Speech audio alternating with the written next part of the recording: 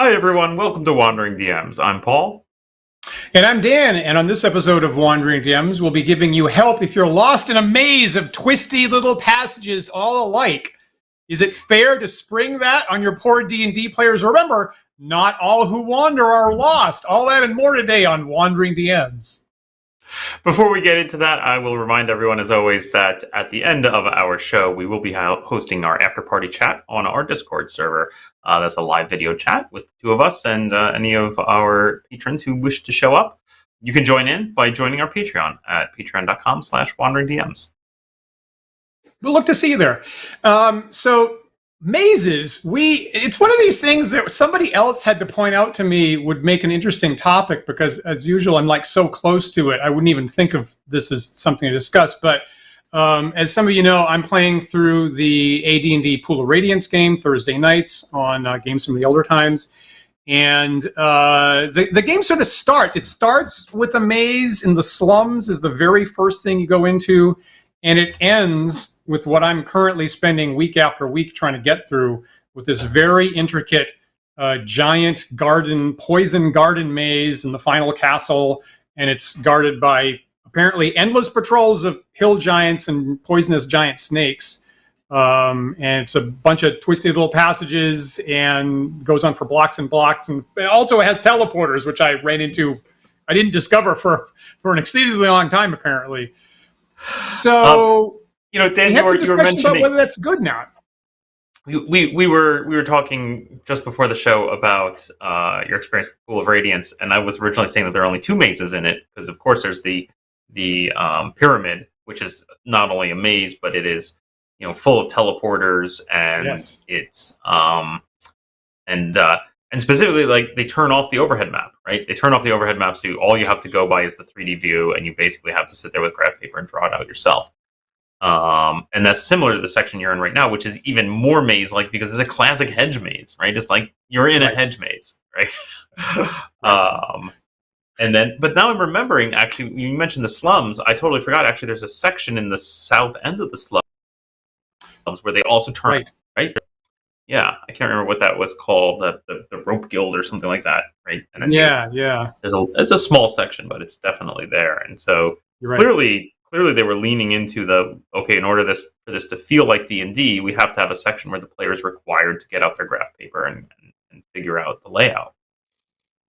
Yep, exactly. So it's interesting that they kind of bookend the game. They start with it, they end with it, and there's the really bad super teleporter pyramid thing in the middle. Which is actually, I guess it's just exactly, the pyramid is exactly the middle point, because that's the point where they asked for copy protection halfway through the game. So it's like, those are your three tent poles with these mazy labyrinths that you need graph paper for. That's a good point, actually. As a player of the game, then, what did you think of those sections? Okay, so when I take my first step into the first level of the slums, like I assumed, the whole game's going to be like this. I have to get graph paper, and even where they show you an overhead map, they don't show you where their doors are. So it's this really intricate cluster of boxes that I do have to hunt for how to get through it, even before they take the overhead map away. So I was like, yeah, this is classic D&D. I need graph paper. This is what the whole game's going to be like. And I was actually surprised on the second block when it stopped being that. So I'm okay with it. I'm comfortable with it. I guess that's a good point, that, like, in terms of just like density of rooms and passages, the first section, the slums, is probably much more dense than any of the other subsequent parts of the game. Most of the other places, the blocks have rather clear pathways from one end to the other. And they might have cells of encounters you could go into, but most everything else has a clear, kind of like a mall, frankly, aspect of you could clearly, there's a central pathway that you could go from one place to another. But the first place, the slums, there's no obvious way of how you're going to get in or out. Yeah, the funny thing is, I always felt like my impression of this, and this is probably totally. This is pure conjecture and probably completely untrue. But my read of it was, I'd always sort of felt like, they just like with any game, they paid way more attention to the first level, right? They're like, this is the first experience the player's going to have. Yeah. So they put more stuff in there. They paid more attention to it. And then they just get lazy, I feel like, in the later levels. Like, there's so many sections of that game where there's, like, I'm thinking of, like, I don't know, like the part around the well, right? Where there's a lot of buildings, but most of them are empty, right? And there's just a lot of empty space in a lot of the game. Now, that is true to early D&D. The earliest, and this is something that we debate back and forth, of course, the initial D&D book recommended maybe monsters in a third of the rooms or 20% of the rooms, and the vast majority of them empty. And people debate about whether empty really means empty or not. But that too is conventional, admittedly, but yet nonetheless kind of surprising. When I go through many of these buildings in Pool of Radiance, I am kind of surprised that so many of them are empty. Yeah, I find that sometimes pleasantly surprised. Oh yeah. What? So good. So did you enjoy getting out the graph paper and solving those levels? Okay. Part of my feeling now, right, on the debate about mazes, and I think pretty close to the first mass-produced computer game I ever played was Zork on some kind of old Microsoft machine, I think, which has a maze, which has an important maze section. And of course, the first thing I said at the top of the show refers back that you get into this and it says you are in a maze of twisted little passages all alike. And you need light or you're going to be immediately eaten by an unseen grue. And two, in Zork, the cells don't link up predictably. So if I'm in, they have a whole bunch of cells with the exact same description, right? So there's no descriptor to tell them. They're all literally identical. And if you're in a space and you go east and then you go west, you don't wind up back where you came from. It's a bunch of random in the computer game. Rough. It's a bunch of random connections. So you might need to go east, and north, and then you're back where you came from, or something like that. And so of course, so do you remember everybody remember what the trick was to navigate that maze in Zork? Should I spoil this? Should I spoil a 60-year-old game? I think you can spoil it, Dan. I never really got into Zork myself, so I don't know the answer to this. So you need to So spoiler: turn the show off if you have yet to play through Zork Part 1. And again, it's one of these things where there's no help books, there's no internet, you just have to figure it out yourself. Is if you get random inventory items and you drop them in the rooms, now you have a marker for which rooms are different from others. And that's actually non-trivial because there's not a hell of a lot of inventory stuff to carry around and drop in the game. So you actually have to go hunting for quite a bit of stuff, drop it all, litter it all through the maze. And if I recall correctly, I didn't have enough to actually put in every room, so I had to deduce some of the connections to get through the other side. So I think part of my feeling is that's kind of a warm, fuzzy experience that I had as a single player, right? As one player on my own with all the time in the world and nobody looking over my shoulder. And with Pool of Radiance, I think I do get some entertainment, mental challenge value out of it. I'm not sure it makes for the greatest streaming experience when I'm in those locations with other people watching. The pacing might be a little weird as a streaming experience. And in the back of my mind, I'm like, is this good for other people to watch? I'm not entirely sure, but honestly, if I was off stream entirely on my own, I'd be happy as a clam, frankly.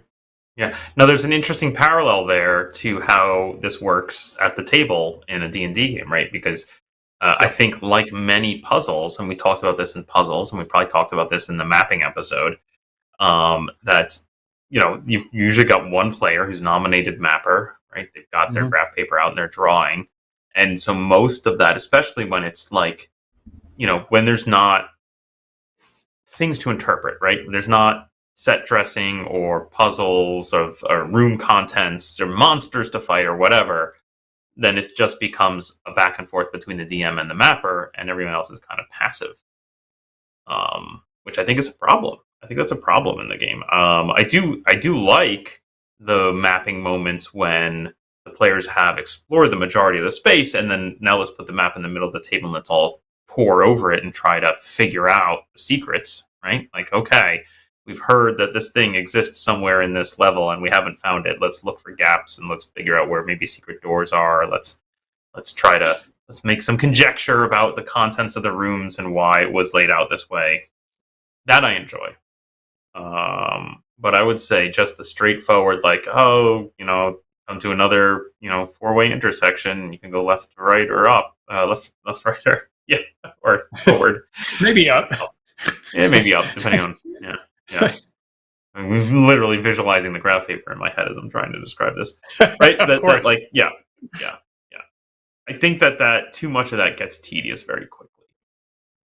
I feel like this is really helpful for me to reflect on this weekend, actually, when we decided to discuss this, because I think this is the core. I think this is the key issue with mazes is and I've made this error. I can't say as I've perfectly fixed it in my games, but I still, without even saying it, usually there's one person that takes the responsibility of maps. That I will be the mapper, taking the parent burden from other people. Nowadays, I guess I would say, and this is exactly the problem of it devolving to just one person being engaged. So I feel like, however you address this issue, the answer has got to be, how do you engage everybody at the table? Mm-hmm. Yeah, I think that's true. Now, you think are you suggesting that there's a way? Is there a way with standard, like there's a mazy section? How do I engage everyone in this activity of solving the maze? I think there's some room for exploration here, and partly what I want to emphasize is, and this very much addresses our prior conversations about mapping and stuff like that, and part of the thing that is clear to me thinking about this today is that mazes, finding your way through a labyrinth, arguably is the core gameplay of D&D at the outset. Beyond, aside from your character class, your ability scores, your spells, your magic items, the core gameplay when D&D started was specifically puzzling through a confusing labyrinth. That is the promise of early D&D.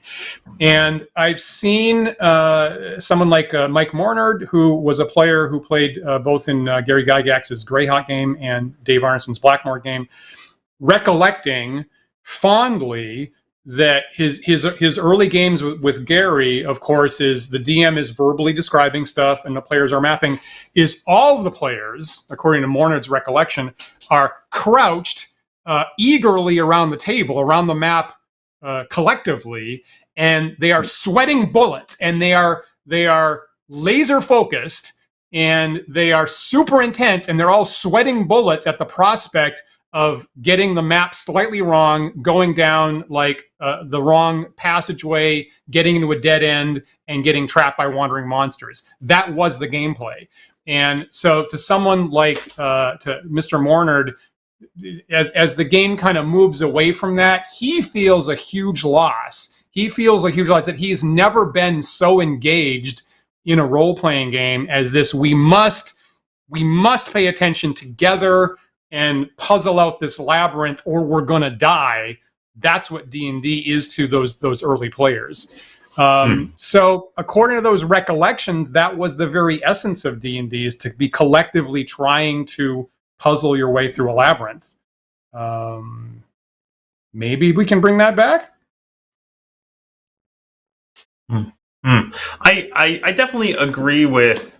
I think maybe Matt Finch had written about how probably in the old school primer about how the focus of old school D&D is more exploration, right? That that has changed over the years, and I agree with that. I do believe that the focus of and the enjoyment for me of early D&D is exploration, but I feel like I enjoy the exploration when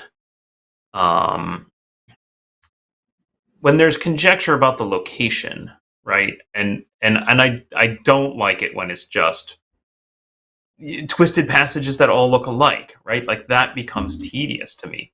When there's stuff, when thought has been put into this structure was built this way for a reason, and there is evidence of that reason, and somehow figuring out the reason is at least enjoyable, if not actually important to solving or fulfilling whatever goal the players have for being there in the first place. That's where it becomes enjoyable to me. And I would say more often that happens, in stuff that's not mazy, because who the hell builds a maze? Like, unless we're talking about, like, in reality, right? Who builds a maze? Unless you're talking about hedge mazes in some, fancy estate, or, corn maze in a county fair. I can't think of a case where people actually build these things. Got to embrace what you just said, and I think we know that those, for what it's worth, those considerations were simply not on the table at the outset when D&D was invented. It was we fundamentally do enjoy puzzling through a labyrinth. That's the game that we made, and concerns about why is this here, because there's a crazy wizard. That's why. And he's insane. And all of that, for multiple reasons, is less marketable these days. Okay. Let me just to touch on two things you said. I found a really interesting quote from Mike Mornard again on the OD&D 74 forums. And very similar to what you said earlier, Paul. So Mike was recalling, again, these conversations about can you have a maze? What's the dungeon like? How much stuff is, how much content is in the dungeon? Who should be mapping? Should a map be made by the players and stuff like that? And one thing he said is that one element of this traditional style is that you can have hidden things, and if the player's map is accurate enough, they can deduce the presence of things they haven't found. Like, there must be a secret door either here or here. And he recalls that's how Rob Kuntz got his Staff of Wizardry. He deduced the location of the treasure and still had to spend 2.5 real hours searching for a secret door to find it. Now, so we can converse about whether having already made the map and having already deduced where there's going to be a secret room, if 2.5 hours of actual real play to get the secret door is palatable or not. But one thing I take away from that is I believe that's a situation where Rob Kuntz was playing alone, right? So so he's talking about Rob Kuntz in the singular. There's a lot of stories of Rob Kuntz with his character Robilar, maybe with some henchmen, playing solo with Gary as the DM. And so once again, that seems to highlight, it seemed like they found that worthwhile, but again, that was a solo player happening. And maybe if there had been other people docile, that wouldn't have been a story to remember. That's interesting. That is interesting.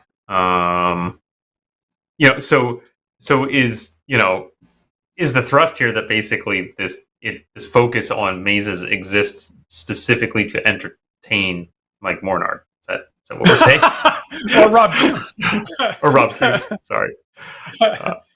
Right. Those two individuals just enjoyed mazes, and maybe they would have been just as happy to be handed a book of mazes and a pencil. I think they would not be that entertained because death was not on the line. Yeah. Okay. I think they're very much on the record of like the game is only interesting if death is on the line, and that actually is a direct quote right out of the original D&D first publication. It says the interesting thing here is when death is possible. Let me pull up. Let me just look at. I'd like to look at if you can pull up an image that I have that has the orange. That's orange coded. Got an orange dot on top, right? Oh nope, that's red. The map. Yeah. So this is so I pulled up my Dungeons and Dragons dungeon geomorphs, right, from the late 70s. And that's wrong. Oh, sorry, that's the wrong one. Hang on. You have that. That's yours. So we briefly saw the map from In Search of the Unknown there just for a second. Yeah. So what I pulled up we'll talk about that in a minute. And this is before they were publishing complete modules, actually. This is the first page of Gary Gygax's Dungeon Geomorphs. And this, for what it's worth, this was, you could get this on its own. This was included in the D&D basic set before module B1 or B2 were written.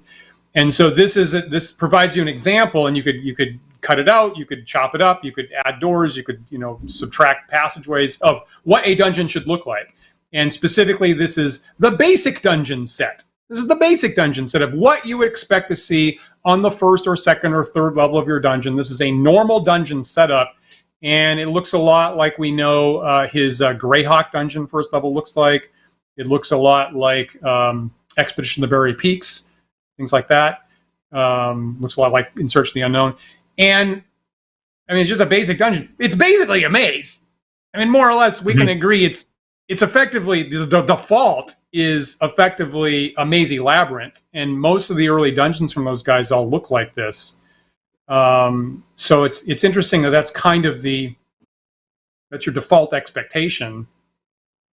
Like this, or Steading of the Hill Giant Chief kind of looks like this, frankly.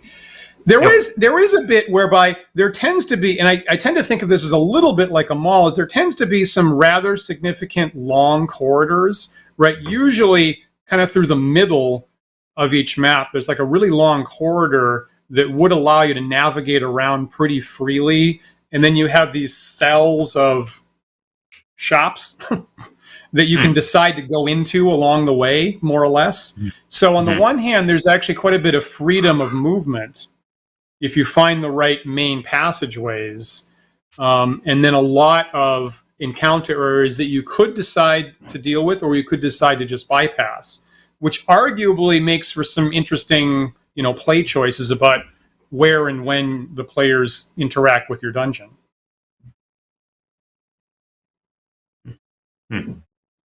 Spoiler of the Dungeon Geomorph, if that's an issue to anybody. Sorry. Did you use these for play, Dan? Did you stock these and make dungeons? I got these late. So of course, by the time that I got in D&D, Gary had written "Keep on the Borderlands." That was what was included in my basic set, and it looks different, right? The Caves of Chaos look very different from this. They're really a lot more linear. Well, let's take a peek. I kind of accidentally tipped my hat here, but let's take a peek at the map from B1 In Search of the Unknown. So this is interesting to me because you mentioned that you're used to B2 coming in the basic set, right? As was I. That's what I got in my basic set. But I believe originally B1, right? Didn't B1 used to ship in the box set, and then at some point they switched it to B2? I think you're right briefly, because the box set became wildly more popular than Gary expected, and he wanted his work in the box later. Yeah. Make a long story short. Yeah. Interesting. Okay, so I know this map fairly well from the fact that our friend PJ used to love to run this module. This was his favorite, and he ran it multiple times. And we talked about it, he and I, quite a bit about his experience running it multiple times and how he changed over time how he ran it. And the interesting thing is, right, if I recall, now I haven't read this one closely, mostly because I knew that I was going to be playing it a bunch with BJ, so I would purposely avoid reading it. But my understanding is that there's very little in the actual booklet that's stocked here in this map. That mostly the map stocking the dungeon is left as an exercise for the reader to do, like as a means of teaching. I take if I can jump in. I take, some people will say that, and I know why. Okay, I put it I would describe it a little bit differently, and years ago I wrote a blog article about this. Is the Searching the Unknown dungeon has very rich dressing. It actually has, I would argue, excessively long dressing in all the areas. The only thing that they don't specify is where monsters and treasures are. So usually you'll actually get multiple paragraphs about the fungus garden room, or the magical pools room, or the lumber yard, or the library, or things like that. And then at the end, they have like 2 lines of like, what monster do you want to put here, and what treasure do you want to put here. So it almost has an intimidating amount of dressing, and then the DM does get to decide where the specific monster treasures are. Interesting. Okay. Well, that said, if you look at this map, you can see there are a lot of very mazy sections, right? You get the bottom left with this curly Q shape. You've got the upper right with a whole bunch of rooms and twisty corridors. The bottom right, you've got, again, like long passageways that double back on each other and twist and turn and etc. You have an area of like a whole bunch of doors that lead to more doors that lead to more doors. And if I recall correctly, the topmost, northernmost passage is slanted. So it makes you think that you're walking to another level when you're not, if I recall correctly. Now, right. So what I'll point out here is, in my discussions with BJ about this, the eventual changes that he made were to simplify the map. That was like a major change he made. Was that he found that running the game and walking people through exploring the mazy parts was not fun for anyone at the table, himself included. And he eventually ended up eliminating that and trying to, I believe, I wish I had a copy of it, I believe he redrew this map in a simplified style to get rid of a lot of those elements. Yeah. Fascinating. And I understand why he would want to do that. I agree with him that as a player playing in those sections where it's like, oh gosh, we go another 50 feet and then it turns, we go another 50 feet and it turns, and then there's a door and another door and another door, and I'm just like, why? Right?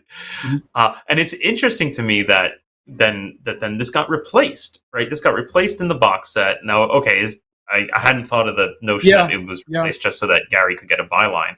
But it got replaced with a module that is more in the style of the kinds of things I like, where it's the map is more natural, right? It's got that so-called Gygaxian naturalism, right, where it's, it's more thought about like, why would they build it this way, and why do these rooms exist, and whatnot, and who created this space, rather than just let me fill the graph paper with twists and turns. It's certainly a lot simpler, and when you go to, it's funny because Gary did have, before I say this, let me just throw up a comment by the Chaotic Magnet. He, in addition to what BJ did, Chaotic Magnet is recalling that Dyson Logos remade the map layout for B1 here, which I personally haven't seen, but simplify. Yeah. Yes, I'm curious about that. So it's funny, Gary, when he made the geomorphs, for example, there were 3 sets, 1, 2, 3, basic set for upper level stuff like we saw. And then there's caverns, caves. And then the third set is like really confusing lower levels. But the lower levels actually had more dead space, and they were like kind of weird geometric shapes. But I almost feel like they actually be, on the one hand, they're easy. They're probably easier to navigate, but less flexibility, right? As opposed to kind of the top level mall where you can go where you want. The lower level constrains you, so you're forced to go through the dangerous areas. And of course, the Caves of Chaos in the Keeping Borderlands are caves. And I think Gary kind of uses his trope for what caves looks like. There's a lot more dead areas. There's generally larger areas, and therefore not quite as confusing mazy type stuff. So, and just coincidentally, what I noticed a couple of years back is that his giant series, G1, G2, G3, maybe just by accident, the maps basically look like his 3 different tiers of dungeon design. So that was more or less what Gary had in his toolbox, and it comes through, maybe by accident or not, but yeah, the Caves of Chaos are much, much simpler.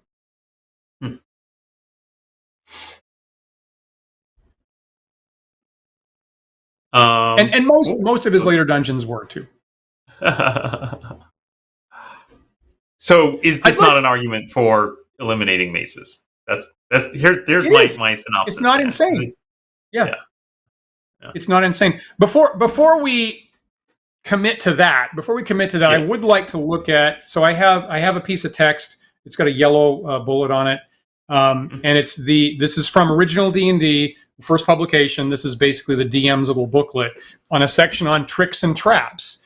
And again, the top paragraph says, besides general monsters and treasures, you can also add other tricks and traps. And it says, the fear of death, the risk each time, is one of the most stimulating parts of the game. Of course, you've got to have rigorous time records, and you must have death on the line. Of course, we all know this. And therefore, it behooves the campaign referee to include as many mystifying and dangerous areas as possible. So he's got a little list of suggestions for tricks in D&D, and they are fault stairs, steps that lead to a slanting passage, so you're confused about what level you're on, trap steps that go one way and then turn around, so you wanted to go up but you went down instead and now you're barred, teleportation areas, sinking rooms, illusions, sections that dead end to trap players by monsters, doors that are one way, natural passages and caverns, which are virtually impossible to accurately map, and space distortion corridors or stairs, which seem longer and shorter than they actually are. Every single thing in the original D&D list of tricks is all mapping tricks.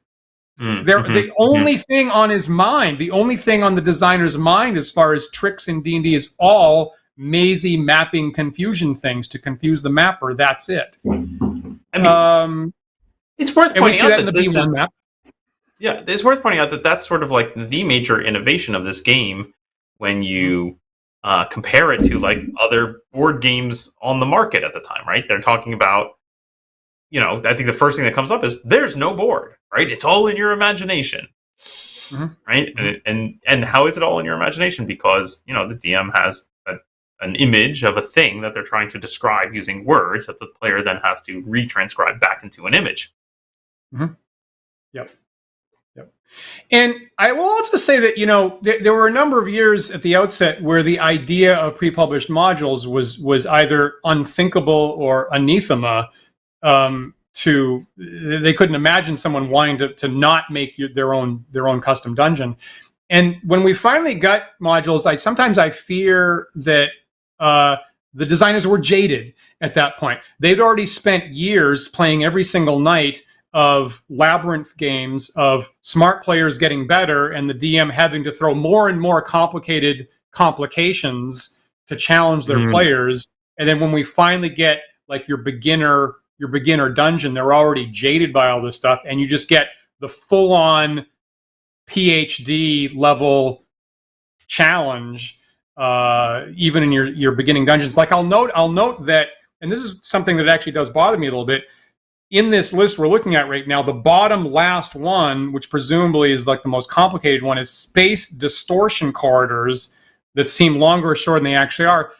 The Caves of Chaos have that, right? There's a Minotaur cave, which isn't very big on the map, but sure enough, it's magically cursed. So everywhere you go, the directions and the distance the DM tells you you've gone are just all random bullshit. Yep. And I'll confess, I've never understood why that's playable in any way, shape, or form. That actually is completely beyond me. I mean, I'd say the same thing about teleporters, right? That section in Pool of Radiance in the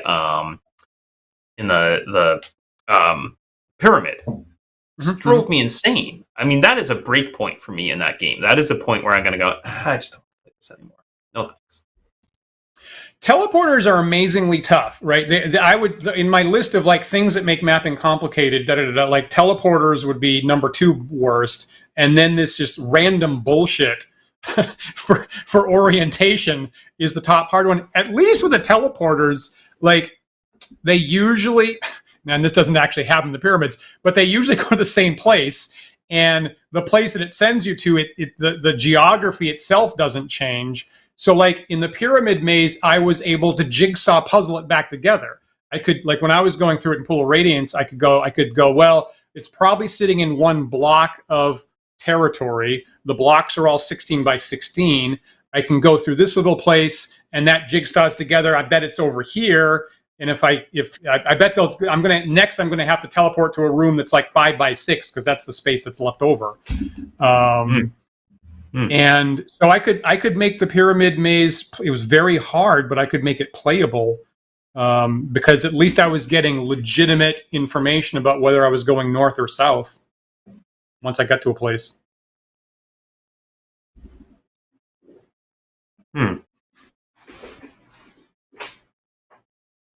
But yeah, hard. Yeah. I mean, I'm sure it's just a personality thing of just a personal preference, right? Of like whether or not you enjoy those kinds of challenges or not. I don't recommend teleporters, right? If you're a new DM making, and it's interesting because part of the loss of disbelief on my part with teleporters is, of course, they're absolutely trivial to implement in a role-playing game or even a computer game. Totally arbitrary. You got an XY coordinate, change the XY coordinate. You're wherever you want. Super easy feature to add.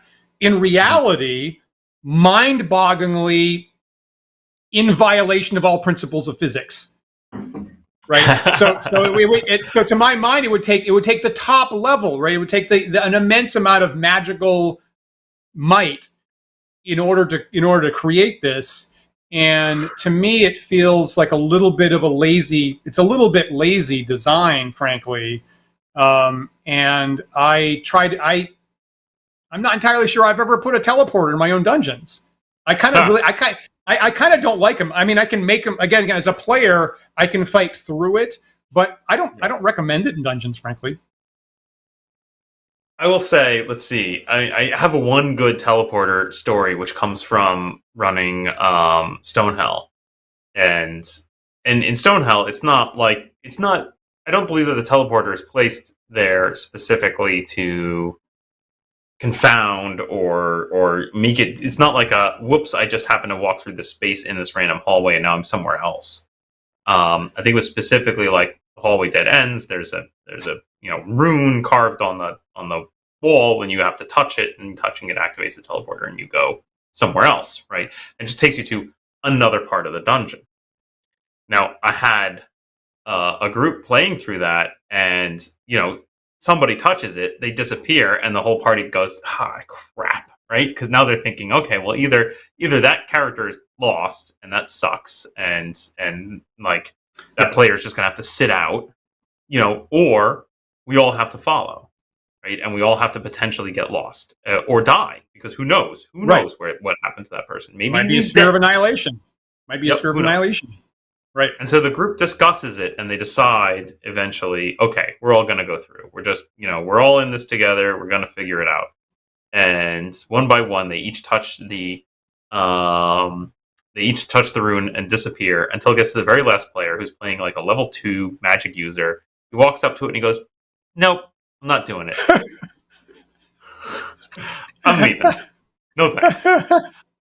And it was quite delightful, actually, because I ended up having that player come for a solo session later to see if he could escape the dungeon on his own, because there is no return, right? So I just went, okay, well, I'm gonna, you can sit and watch, or you can leave and come back. I can't even remember if he left or what happened exactly, but I put focus on the other players and said, okay, and then we ran through what they were going through.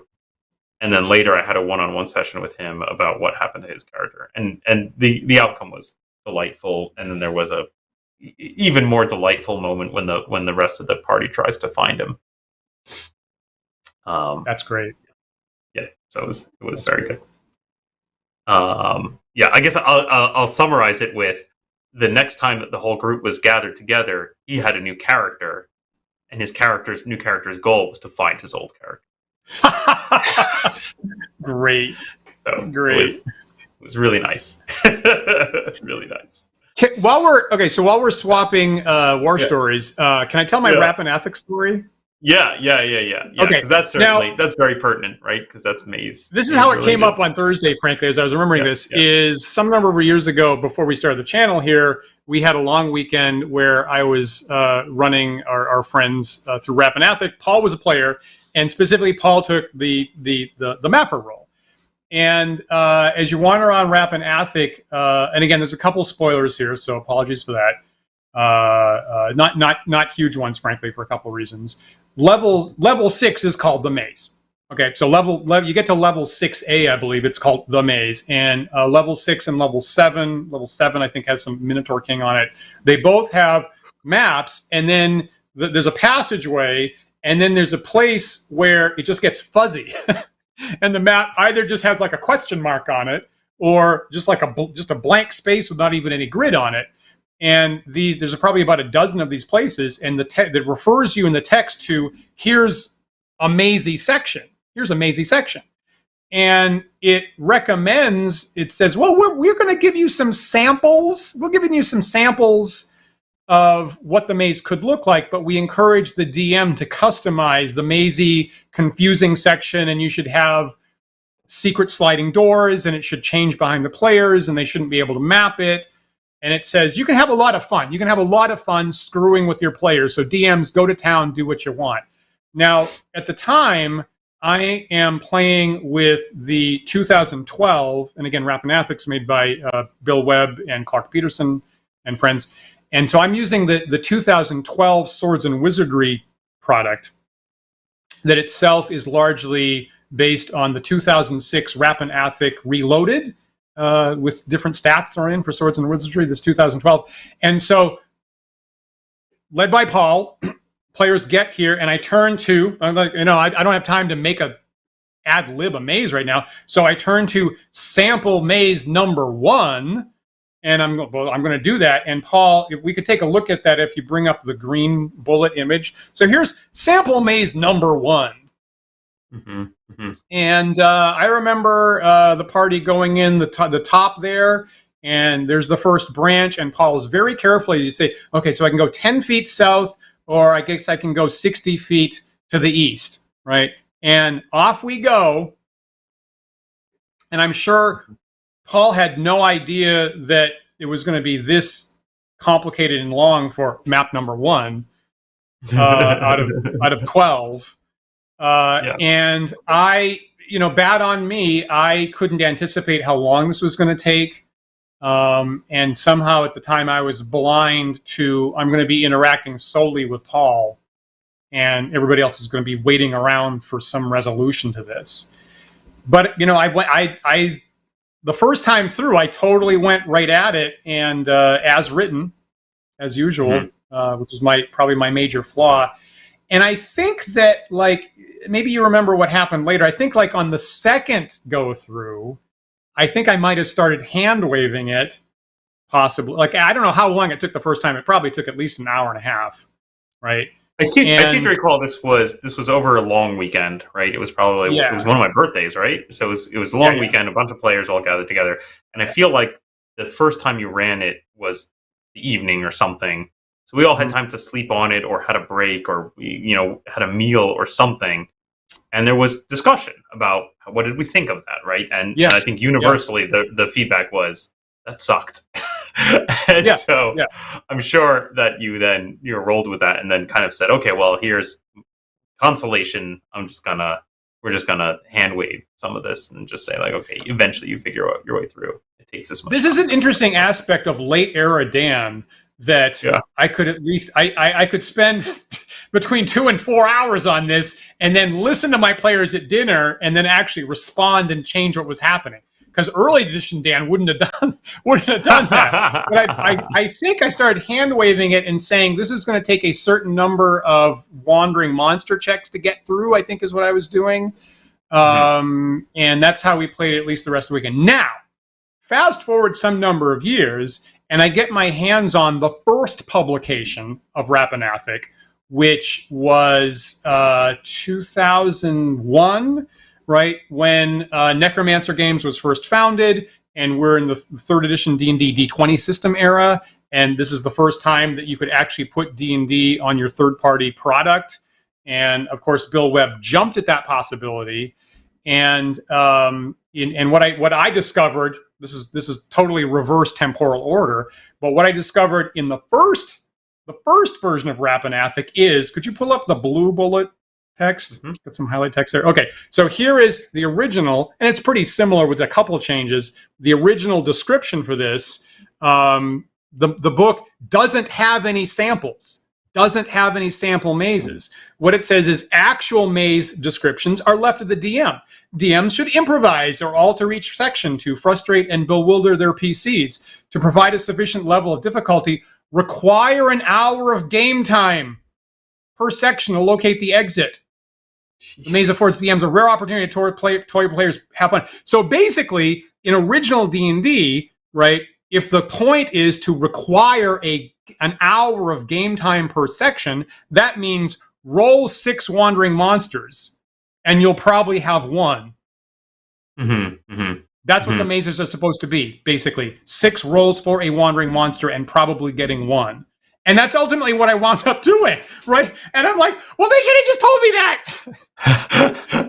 They should have told me that because that's what I wound up doing anyway. But that's kind of sort of not the most lunatic thing in the world. But the problem is, right, when they did Reloaded, they said, oh, you want more content? You want more content? Well, we'll give you more content. We'll give you these giant freaking mazes.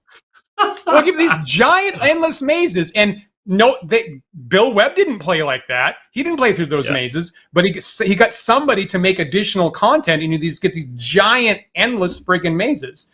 I will briefly point out that our friend of the show, Justin Alexander, on his website made replacement mazes, and they're much more reasonable. They're like about 10 by 10 squares or something like that. I'm just but anyway.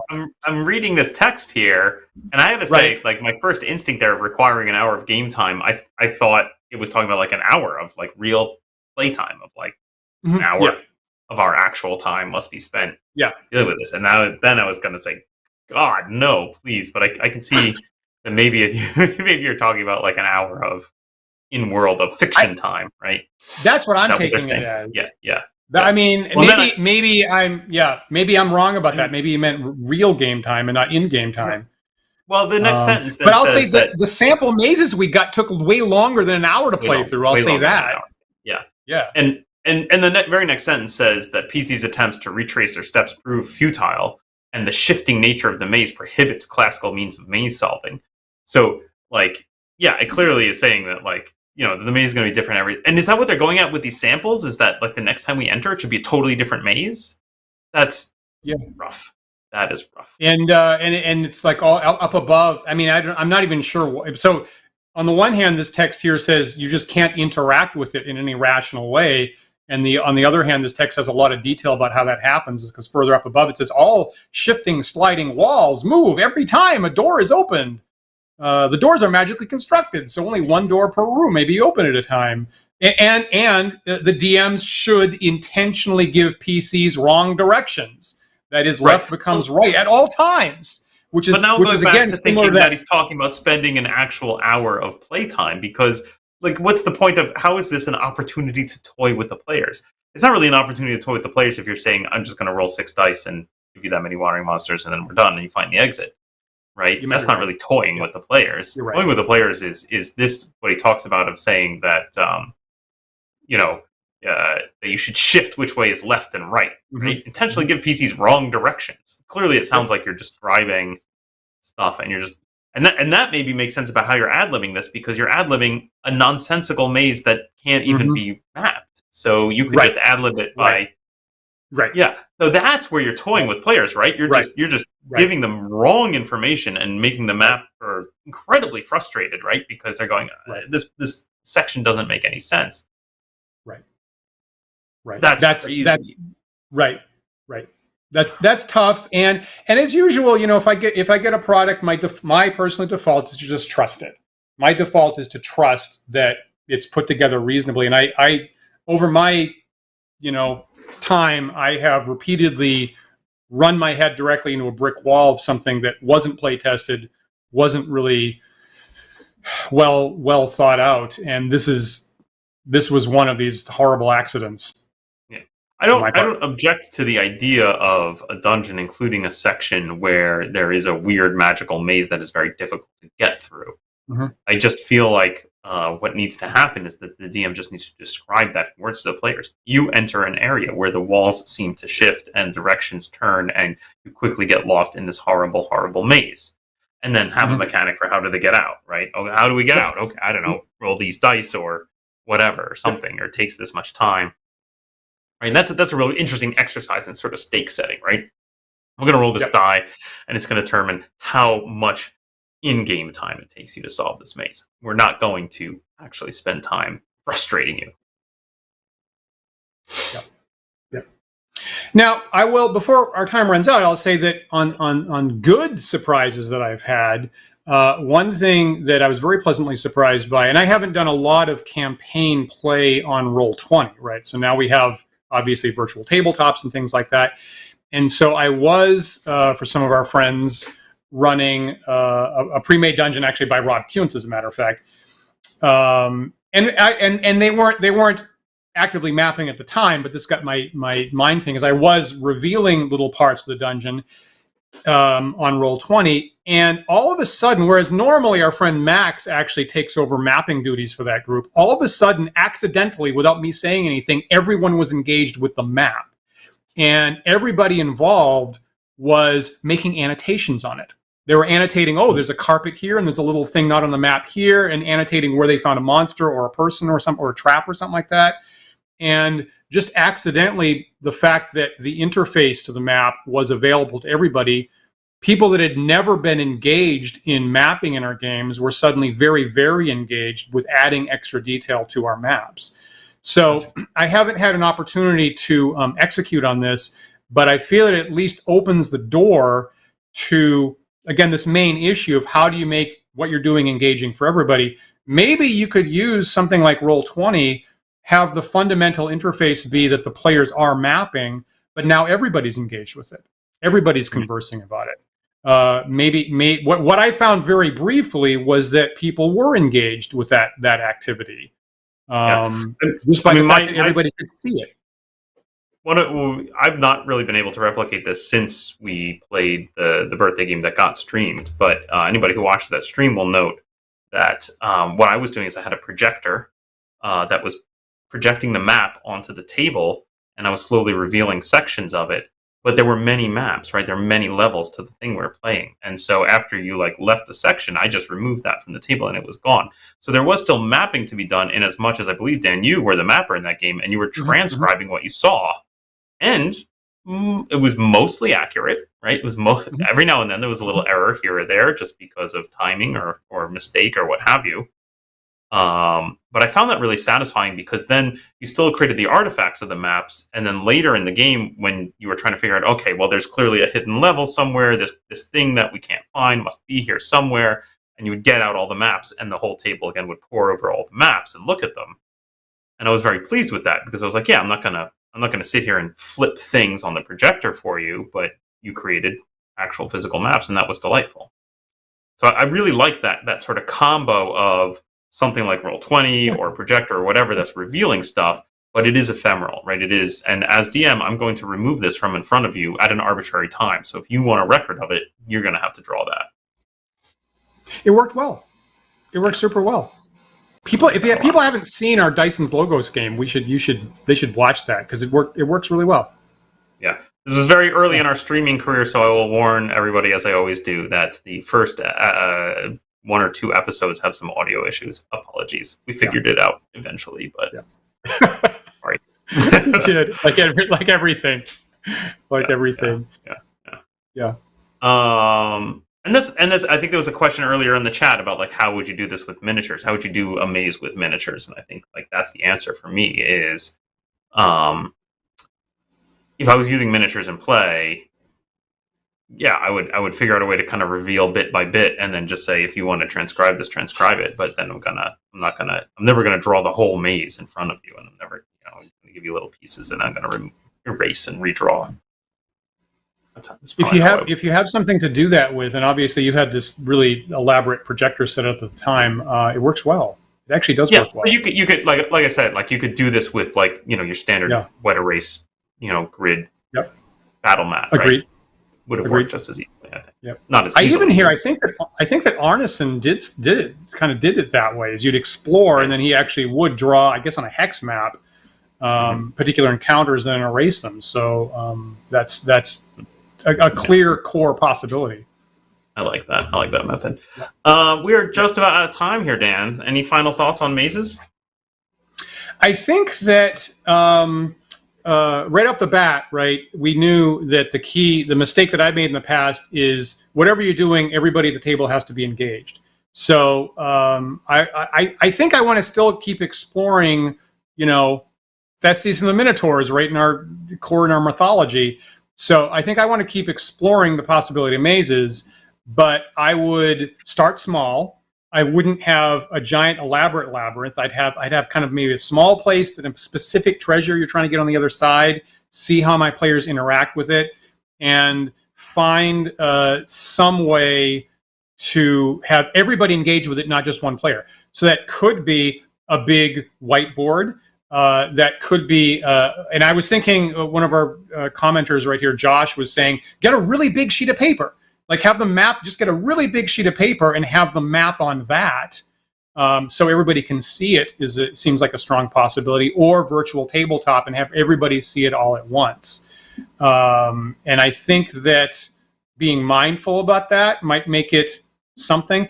And now that probably only works for a limited group of people. For example, when you and I'll just briefly recall, Paul, when you and I played in Bill Webb's game at GaryCon with 27 people going through Rappanathic, there was no mapping. He didn't have a secret map. He didn't have any mazy sections. There was a giant sized tapestry recreation of Rappanathic first level covering the entire huge conference table. Everybody could see it. Everybody could interact with it. If Bill had been interacting with one single person mapping with 26 people not engaged, that would have been a nightmare. So see if it's working for your play group, modify it for different players or different number of players, and definitely be number one, be mindful about whether everybody's engaged. I think I still take a slightly more cynical view where I'd say just don't do it, just don't have mazes. I advise against it. But if you must, think through what the purpose of the maze is and abstract where you can. So, for example, if the point of the maze is that the players might get lost, it might take them a very long time to navigate. They might lose a lot of resources, spend a lot of resources trying to find their way out of it. They might have a certain number of combats. All of those things can be kind of boiled down into some kind of check or a die roll of some kind, and then you can just abstract it and describe. Yes, you enter this maze and it's very difficult to navigate, and you spend a lot of time. Roll the dice. It takes you 3 hours to get to the end, or whatever it is. Maybe the players come up with clever ideas. Oh, I have a ball of string. I'm gonna leave a trail behind me so I can help me solve this thing. Great. I'll give you a -2 to the roll for a number of hours or whatever it is. Right. I like it. Totally fair. And, another thing that actually kind of grinds my gears is I'm not super fond when these adventures say the ball of string trick won't work. I'm actually not super fond about them immediately. Your cell phones don't work here, right? Give the players some way to actually come up with a clever solution. Some kind of interaction. Yeah. Definitely do that. Before we start, I will also say that in researching this, I found a really well-written article from 2 years back on PC Gamer magazine by Edwin Evans Thirlwell that goes through this same thought process about computer games, right? Computer games used to have lots of mazes, like Pool of Radiance, were a really core feature of gameplay.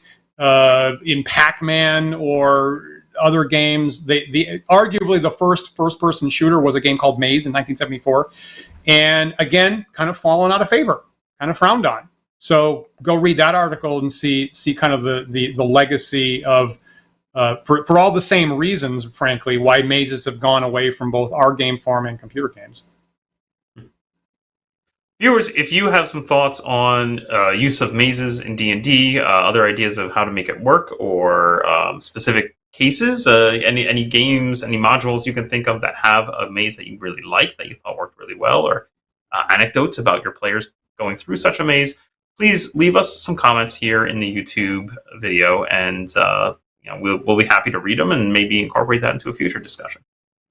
Definitely. And of course, remember that you can like, follow, and subscribe to us. We're on YouTube and Twitch and Twitter and Facebook and GitHub and TikTok. And we do have the handle Wandering DMs on all those sites. So look for this there and you'll get updates on upcoming shows. If you prefer to listen to our show in audio-only podcast format, you can do so. Those files are available on our website at wanderingdms.com. You can also find those on various podcast carriers such as iTunes or Spotify or Google Podcast. If you're listening to this show right now on one of those sites and it offers the ability to do so, please rate and review our show. It helps other users of that site find us, and we really appreciate it. We really do. And of course, big thanks to our patrons who support the show every week. If you'd like to join them, please visit patreon.com/wanderingdms, and you'll see our different tiers and benefits, including access to our Discord server where the conversation is always continuing 24/7. And like Paul said, we'll be there in about 10 minutes to continue the conversation in our live after chat with our viewers there. So if you're not a patron, jump into our $1 tier and get on our Discord server, and we would love to hear your further thoughts in a couple minutes. Now, Paul, I think we're gonna be off next week. Is that right? That's right. Next weekend is Labor Day weekend, and some of us, yours truly included, are going on vacation. So we'll be off for a week, and we'll see you the following week. I will be back on Thursday night. Pretty sure Dan Cullen will be back here for another episode of Book of War. And then we'll be off next weekend, like Paul said. So look for us there. And as you know, we're usually live on Sundays at 1 p.m. Eastern Time. So please join us again in 2 weeks for another thought-provoking discussion. We'll see you then.